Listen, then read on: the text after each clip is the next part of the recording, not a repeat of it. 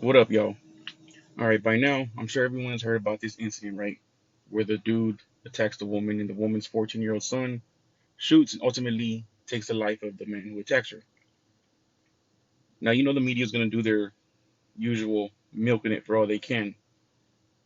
They're going to bring all the talking heads, all the medical professionals, everyone who they usually bring on to come and speak on whatever it is that they're covering. Well, in this particular case, they brought on this person to speak about why it was that they didn't charge. All the charges were dropped. They released them from jail. And I believe now the mother's suing the city. I'm not sure of all the details of that, but it's irrelevant to why I'm making this video. So the woman who's going to speak is going to break down exactly why it is that they would charge an adult differently from a child, in regards to their brain development and all that. So let me let her speak. Well, I want to say it's two different women, right? I could be wrong, but let me let them speak so we can talk about this, all right? The state's attorney's office did not detail what evidence pushed them to drop the charges. Marcia Levick from Philadelphia's Juvenile Law Center says the law draws a distinction between children and adults.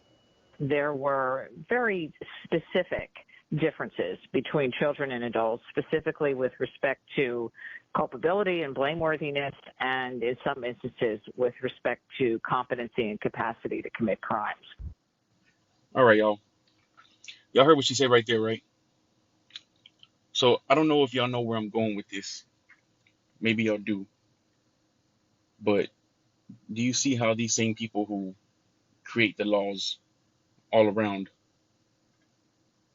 are going to distinguish the difference between a child and an adult when it comes to something significant like this, right? Which I would also think something that's pretty significant in a child's life is them wanting to possibly mutilate themselves to, do the little transition or whatever it is they call it now. But y'all get what I'm saying, okay? So look, I was gonna cut this video. It wasn't gonna be this long. I mean, it was gonna be about this short right here. But while I'm letting the video play, I have it on autoplay. So YouTube, once the video's done, it's gonna give you a few seconds before you can cancel it, or now it's gonna play the next video. Well, with this actual channel right here, where I'm watching this video, where we're looking at this video, they put the two little boxes in the screen so you can click on the next video. Now I shit you not, y'all. I cannot make this up. The reason this video is longer than what it is now is because I'm looking at what's going to come up next while I'm creating a video that's going to explain why it's important that you should treat a child differently from an adult. And my main point comes down to the whole children wanting to transition and all that. So the next video is going to come up, and let's check it out. Let me let y'all see it. Several Supreme Court decisions have softened the legal system's view of minors. Preventing judges and juries in that way from thinking about all of the differences between children and adults and among particular children violates the Eighth Amendment. Most recently, Miller v. Alabama found children are constitutionally different from adults, and that has to be considered during sentencing. Even in homicide cases, kids will be treated differently than adults in terms of sentencing. The same areas of the brain that control judgment, mature decision making that are still developing during adolescence and through the teenage years are still developing after.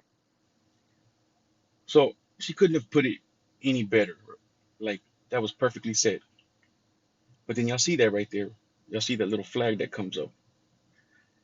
So I don't click nothing. Okay, so I guess I let it get to the point to where it's gonna autoplay the next video. So check this out. 18, after 19, after 21. According to Chicago police, Carlisha Hood and her son had no criminal history prior to this incident. Jamal Andrus.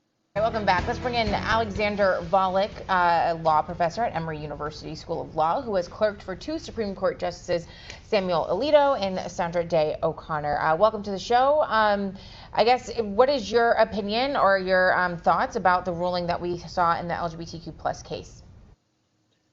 Like I said, y'all, I cannot make this up.